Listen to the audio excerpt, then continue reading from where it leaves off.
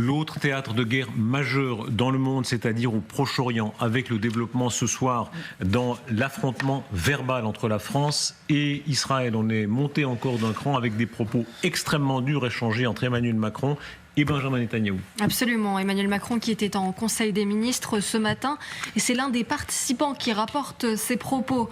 Voici ce qu'aurait dit Emmanuel Macron. Monsieur Netanyahou ne doit pas oublier que son pays a été créé par une décision de l'ONU. Par conséquent, ce n'est pas le moment de s'affranchir des décisions de l'ONU. Réponse cinglante de Benjamin Netanyahou tout à l'heure qui dit « Un rappel au président Macron, ce n'est pas la résolution de l'ONU qui a établi l'État d'Israël, mais la victoire obtenue dans la guerre d'indépendance avec le sang de combattants héroïques dont beaucoup étaient des survivants de l'Holocauste, notamment du régime de Vichy. » Ça, c'est Incoda Venenum. Évidemment, la référence à Vichy est faite pour blesser particulièrement la France. Le notamment est pas sympathique parce que... Excusez-moi. Voilà, les propos d'Emmanuel Macron sont tristement et simplement scandaleux. Vous ne les avez pas rappelés dans leur complétude. Il disait... Israël est né d'une décision de l'ONU et donc le Premier ministre Netanyahou devrait faire attention aux décisions de l'ONU. En gros, c'est exactement ce que l'ONU a fait, l'ONU peut le défaire. Non, c'est pas ce qu'il a dit. Non, c'est pas ce qu'il a dit. Mais c'est ce que ça veut dire. C'est pas ce qu'il a dit. Non, c'est pas ce qu'il a dit, c'est ce que ça veut dire. C'est une hérésie pure et parfaite.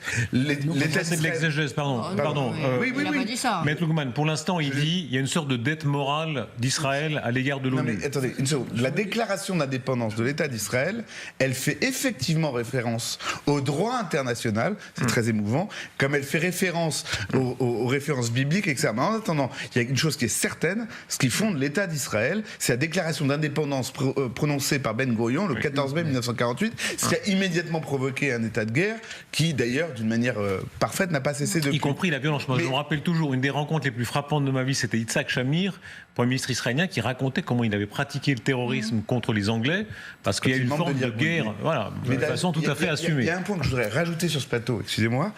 Il y a le sionisme, il est né en France. Peu de gens savent ça. Le sionisme, c'est l'idéologie qui sous-tend la création de l'État d'Israël. Vous savez pourquoi ?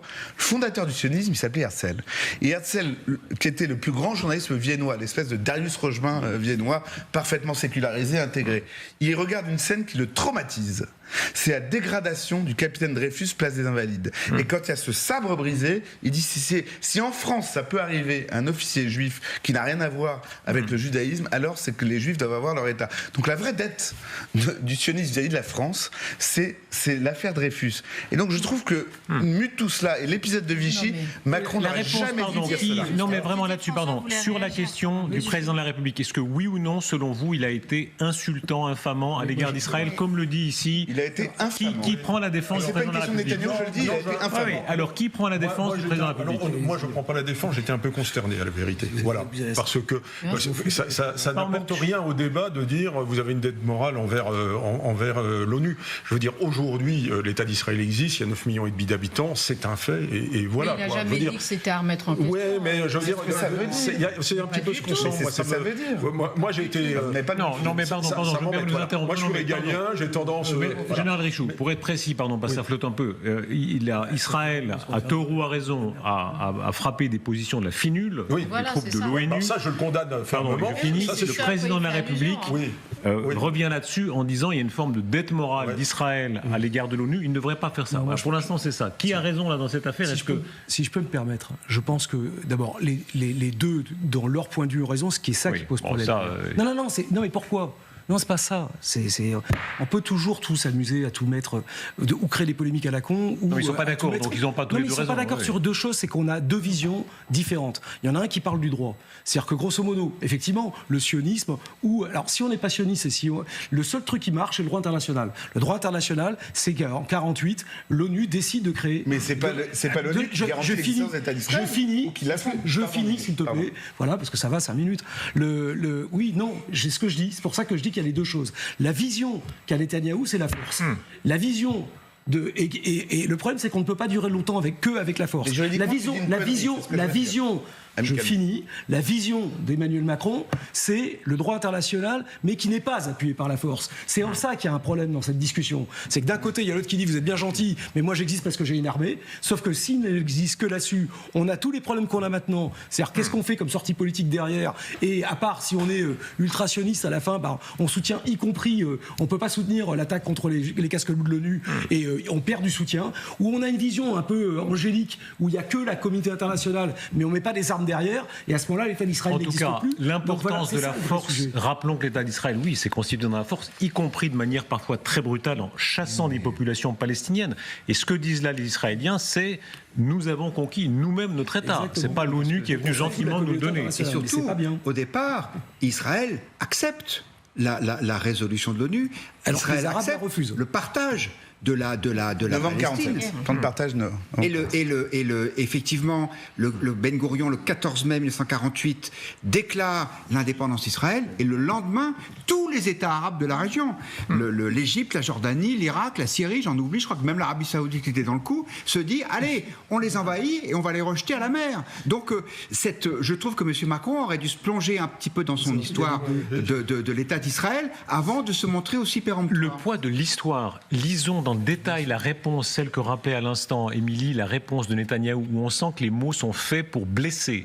Quand il rappelle le régime de Vichy, peut-être qu'on peut lire la déclaration, donc il dit la victoire obtenue dans la guerre d'indépendance avec le sang de combattants héroïques, on rappelait tout à l'heure aussi, au détriment de nombreuses population palestinienne, ça il faut l'ajouter toujours pour avoir les deux parties de la vérité, dont beaucoup étaient des survivants de l'Holocauste, c'est vrai, il y a beaucoup de juifs français qui sont partis fonder l'État d'Israël, notamment du régime de Vichy. Cette petite phrase qui est faite pour rappeler que la France, beaucoup de généraux, la quasi-totalité des préfets, la quasi-totalité des diplomates, la quasi-totalité des magistrats ont prêté serment au régime raciste et antisémite de Vichy. Ça aussi, c'est une vérité historique. Non, c'est une vérité historique, mais je rappelle aussi qu'on n'est pas héritier de ce régime-là. On est héritier du général de Gaulle et de la Libération et une armée combattante. Voilà, et de la République, de la République française qui a été remis en place en 1940. Je ne dis pas qu'il aurait fallu le faire. Tous ces gens n'ont été ni dégradés, ni jugés pour autant. Ça ne minimise pas le régime de Vichy.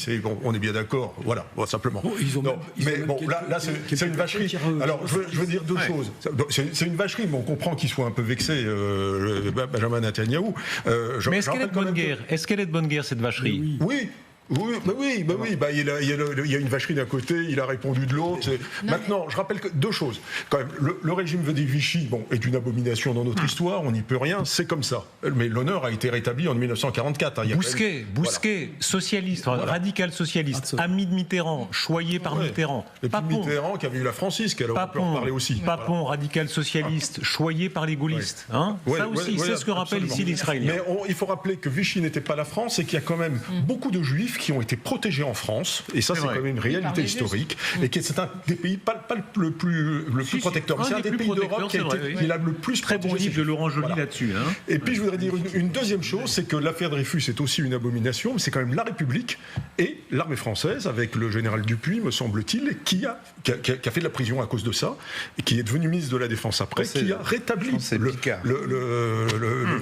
le capitaine Dreyfus. Voilà, donc il y a la faute de la République, mais la République a su réparer sa faute. Oui, Catherine. Non, mais moi, je pense que vraiment, la déclaration d'Emmanuel Macron, c'était en référence à ce qui se passe avec la FINUL. Et c'était pas du tout sous-entendu. On peut, ce qu'on a fait en novembre 47, on peut le défaire aujourd'hui en 2024. Je pense absolument pas. Évidemment, on sait que les relations de Benjamin Netanyahou avec Emmanuel Macron, également avec Joe Biden, sont très mauvaises. Et d'ailleurs, aujourd'hui, les Américains ont dit qu'ils allaient arrêter de livrer des armes à l'armée israélienne si les Israéliens continuaient de réduire Gaza dans l'état dans lequel se trouve aujourd'hui cette enclave, et notamment en interdisant l'entrée d'une grande partie de l'aide humanitaire, parce qu'il y a une loi américaine qui stipule que quand vous fournissez des armes américaines à un pays, il doit respecter les règles du pays, et en l'occurrence l'aide humanitaire. Il n'a pas réagi de la même manière vis-à-vis des Américains. Est-ce que c'est un constat d'impuissance? En réalité, on voit bien qu'entre la France et Israël, il n'y a quasi pas d'enjeu réel. La France, pardon, je finis, la France ne pose pas ne livre pour ainsi dire pas d'armes décisives à Israël, contrairement aux Américains. Donc en réalité, c'est un conflit de mots, c'est devenu un conflit de mots et d'histoire. Mais il n'écoute pas plus les Américains, en fait, Benjamin Netanyahu. L'histoire a beaucoup à faire, oui. Pardon, Darius, plusieurs choses. D'abord, la France a une résonance immense en Israël. Oui, et vous voyez bien d'ailleurs le nombre de fois où Benjamin Netanyahu répond directement à Emmanuel Macron. Tout de suite, là il a attendu à 2 fois en une semaine. Il y a 200 000 Français en Israël. Il y a une relation d'amitié qui est assez incroyable. Si Israël est une puissance militaire, c'est grâce à la France. Ouais. Si Israël est potentiellement une puissance nucléaire, c'est grâce à la France. Il faut dire la 4e République, Shimon Peres est venu à Paris prendre un certain nombre de secrets militaires que les Français ont donnés. Mais pour aller plus loin, les propos de ce soir n'ont rien à voir avec... Personne ne peut être d'accord avec le fait que l'on s'en prenne à des positions de l'ONU et personne ne peut l'applaudir. Mais ce que dit Emmanuel Macron ne dit pas cela. Et je voudrais... Tout à l'heure, Didier parlait de droit. Il n'y a aucun pays au monde qui tient ou qui doit son existence à une décision du droit international. Le droit international, voilà, c'est très simple. La souveraineté de l'État, elle procède de sa proclamation. Ça vaut pour Israël, ça vaut pour la France, ça vaut pour n'importe quel pays. Et même quand les frontières sont discutées, et même quand il n'y a pas de reconnaissance internationale, l'État existe quand même. Donc l'ONU peut reconnaître un État, peut reconnaître une frontière. Ça ne crée pas, ou son absence d'approbation n'enlève pas le droit à l'existence. Bon, donc les États qui se créent, c'est généralement par la force. Rappelons par exemple l'Algérie, c'est par sa propre force. Donc Israël, j'aimerais le rappeler ici, c'est un État qui finalement surgit d'une manière assez surprenante d'un phénomène de post-colonisation ou de décolonisation. Il y avait l'armée britannique qui s'est installée sur une partie de l'Empire ottoman après la Première Guerre mondiale. Les Britanniques ont remis leur mandat à l'ONU naissante. Et puis, il y a eu un plan de partage qui a été adopté par les sionistes et rejeté par les autres. Et puis, il y a eu une guerre. Et c'est cette déclaration d'indépendance, cette guerre qui a fondé l'État d'Israël. Toujours au détriment de centaines de milliers de Palestiniens qui ont été chassés. Les propos de Macron, ils étaient entendus comme attention, on vous a donné quelque chose, on peut le reprendre. Et c'est ça qui est particulièrement offensif. Si c'était ça, ça serait d'abord. C'est comme ça que ça a été entendu. Si c'était ça, ça serait scandaleux et faux. Voilà. Pour les raisons que tu viens de donner. C'est-à-dire que l'existence de l'État Israël existe par sa volonté.